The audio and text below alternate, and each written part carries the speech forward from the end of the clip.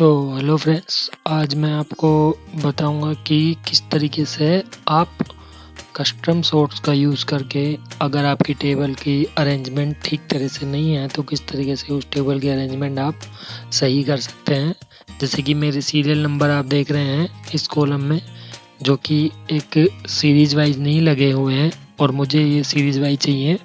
या फिर मेरे ये नेम का कॉलम है, इसमें जो नेम है वो ए अल्फ़ाबेट वाले, फिर बी अल्फ़ाबेट वाले, फिर सी, ऐसे ही जेड तक अल्फ़ाबेट वाले नेम्स आए।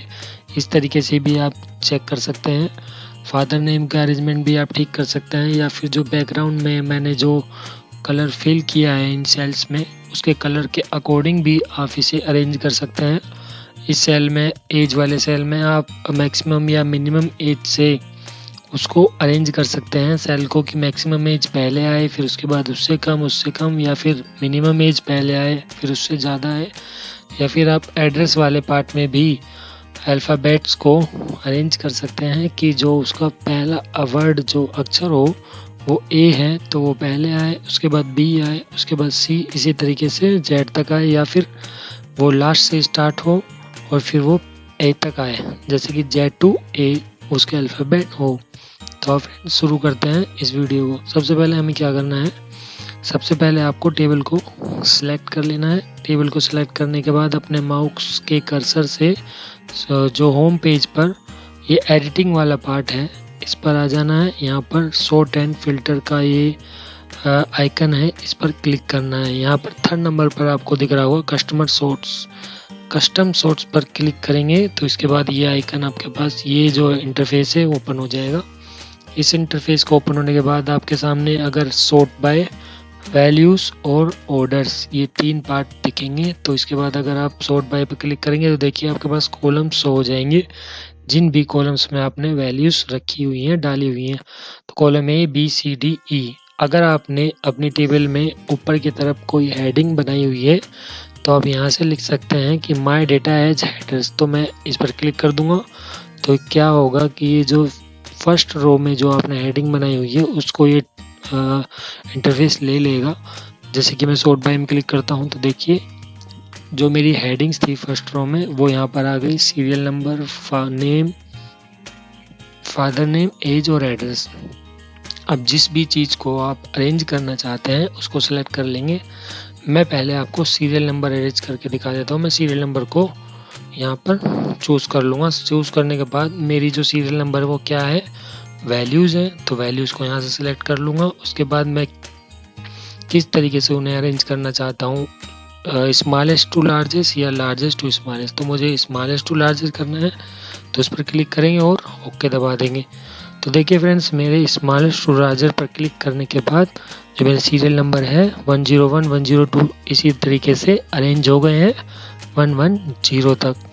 तो एक बात और फ्रेंड्स, अगर मैं यहाँ पर सीरियल नंबर को अरेंज कर रहा हूँ तो सीरियल नंबर की रो में जो भी वैल्यूज़ हैं वो भी अरेंज हो जाएंगी। जैसे कि 101 में कमल और father name E24 as Bhiwadi है, ये भी उसी प्रकार अरेंज हो गया है जिस तरीके से मेरे सीरियल नंबर अरेंज हुए थे। तो अब मैं दोबारा से इनको सिलेक्ट कर लेता हूँ। सिलेक्ट करने के बाद कस्टम सॉर्ट पर जाएंगे। अब मैं आपको नेम्स को अल्फ़ाबेट के अकॉर्डिंग लगा कर दिखाता हूँ। तो इसके लिए मैं क्या करूँगा, नेम्स के सॉर्ट बाय में नेम्स को सिलेक्ट कर लूँगा। ये एक वैल्यूज़ हैं तो वैल्यूज़ को सिलेक्ट करने के बाद A to Z वाले पार्ट को लिख लेते हैं। इसके बाद मैं ओके दबा दूँगा। तो ओके दबाने के बाद देखिए फ्रेंड्स, जो कमल का के है वो एम से पहले आता है अल्फ़ाबेट, तो इसीलिए ये पहले आया है, बाद में एम आया है, बाद में एन आया है। इसी प्रकार ये अरेंज हो गए हैं। इस तरीके से आप नेम्स वाले पार्ट को भी अरेंज कर सकते हैं। तो अब हम देखते हैं कि सेल के कलर के वाले पार्ट से आप किस तरीके से इसे अरेंज कर पाएंगे। तो इसके लिए आपको दोबारा से टेबल को सिलेक्ट करना है और फिर सॉर्ट एंड फिल्टर पर आने के बाद कस्टमर सॉर्ट्स पर दबाना है। इसके बाद आपको सॉर्ट बाय में जो फादर नेम है उसी में मैंने सेल्स के कलर लिए हैं तो इसीलिए मैं इस पर फादर नेम को सिलेक्ट कर लेता हूँ। इसके बाद मैं यहाँ पर सेल का कलर या फ़ॉन्ट का कलर या फिर सेल आइकन, इसमें तीनों में से मुझे सेल कलर चूज़ करना है, क्योंकि मैंने सेल को कलर से फिल किया है, मैंने फ़ॉन्ट को कलर नहीं दिया है। तो सेल कलर मैं चूज़ कर लूँगा।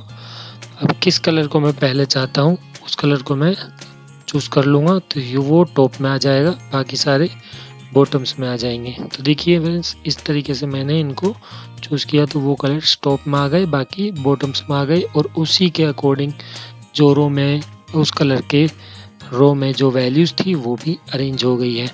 इसी तरीके से अगर मैं एज वाले पार्ट को मैक्सिमम एज वाले बंदे को पहले रखना चाहूँ और मिनिमम एज वाले को बाद में, तो इसके लिए भी मैं दोबारा इस टेबल को सिलेक्ट कर लूँगा, सॉर्ट एंड फिल्टर पर आएंगे, कस्टमर सॉर्ट पर जाएंगे, उसके बाद मैं एज वाले पार्ट को सिलेक्ट कर लूँगा और यहाँ से मैं वैल्यूज़ को सिलेक्ट कर लूँगा, और मैं मैक्सिमम एज को पहले रखना चाहता हूँ तो लार्जेस्ट टू स्मॉलेस्ट पर जाएंगे और ओके दबा देंगे।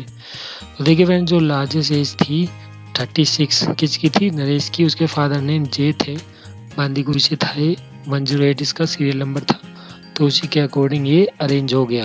ठीक है फ्रेंड्स, इस तरीके से आप अपनी टेबल में किसी भी वैल्यूज़ को अरेंज कर सकते हैं अगर वो मिस अरेंजेस हैं तो। अगर वो सही तरह से अरेंजिंग में नहीं है, सही ऑर्डर में नहीं है, तो इस तरीके से आप उसे ऑर्डर में कर सकते हैं, जिससे कि आपका काफ़ी टाइम बचेगा। तो धन्यवाद friends for watching my video.